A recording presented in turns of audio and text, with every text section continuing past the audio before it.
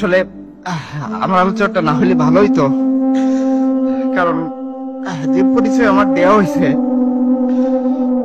আমার কাছে খুব মনে হচ্ছে যে আমি হয়তো সেই মুনাফিক।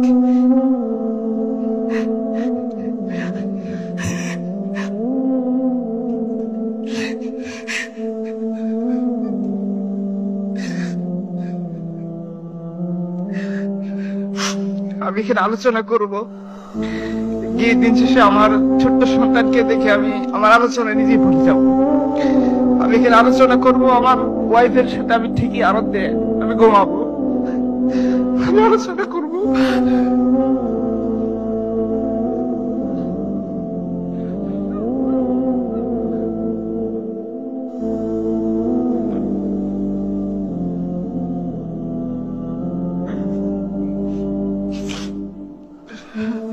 আমি আলোচনা করবো আর আমাদের ভাইয়েরা এভাবে করতেই থাকবেন। আমরা ইমানের কথা বলবো, কিন্তু ইমানের দেখা যাক আমরা কখনোই পূরণ করবো না।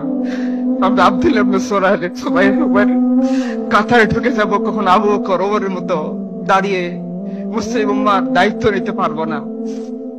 আমরা আমাদের আয়েশি জীবনটাকে পরিত্যাগ করে সে এক আল্লাহর দিকে ধাবিত হতে পারবো না, যে এক আল্লাহ আসমান এবং জমিন বানাইছেন, যে এক আল্লাহ আহজাবের বাহিনীকে একাই পরাজিত করেছেন, যে আল্লাহ তার সাহাবায়ে কেরামের বাতাস লাগার মাধ্যমে হযরত বং পূর্ণভূমিকে ইসলামের আলো দ্বারা রঙিন করেছেন। আমরা হয়তো সেই আল্লাহর দিকে ফিরে যেতে পারবো না। আমার খুব মনে পড়তেছে একজন কবি খুব আক্ষেপ করে বলেছিলেন, দিল পে হাত রাত সত সত দাস হ্যাঁ মুসলমান কা মতলব क्या, इश्क़ नबी नहीं सीने बिच पतरास ईमान का मतलब क्या, उसे हिंदुस्तानी ठीका से इतने जंग का मतलब क्या, जिसपे पाक दिन का इज्जत नहीं उस हजरत बंग का मतलब क्या। मुसलमान এখানে অনুষ্ঠান শেষ করে আমরা সবাই বাড়ি চলে যাব। আমি কিছু সমাপনী কথা বলি, হয়তো টপিকের সাথে রিলেটেড কথা আমি বলতে পারবো না, আমি সব কথা ভুলে গেছি। কারণ আমার পূর্ববর্তী সম্মানিত বক্তার প্রত্যেকটা কথা আমার দিলের ভিতরে লাগতেছিল, আমার মনে হচ্ছিল আমি হচ্ছি সেই লাস্ট মুনাফিক, যে হয়তো যখন এই কাফেলা এখান থেকে রওনা হবে আমি তখন আমার ওয়াইফের মহব্বতে আমার বিছানা আঁকড়ে ধরে থাকবো। আমি সেই লাস্ট মুনাফিক যখন আমার ছোট্ট 7 বছরের বোন তার ছোট্ট ভাইয়ের লাশ ব্যাগে করে হসপিটালে নিয়ে আসবে, এই দৃশ্য আমি মোবাইলে দেখবো, আর আমি আমার স্ত্রীর সুখের জন্য বাইনার বাজার করার জন্য বাজারে চলে যাব। আমি সেই লাস্ট মুনাফিক যে তার সন্তানের তাকাজা পূরণ করার জন্য দিনের তাকাজাকে পিছনে ফেলে দিব। আমি আমার সমস্ত কথা এখন ভুলে গেছি, আমি জানি না আমি কি বলবো।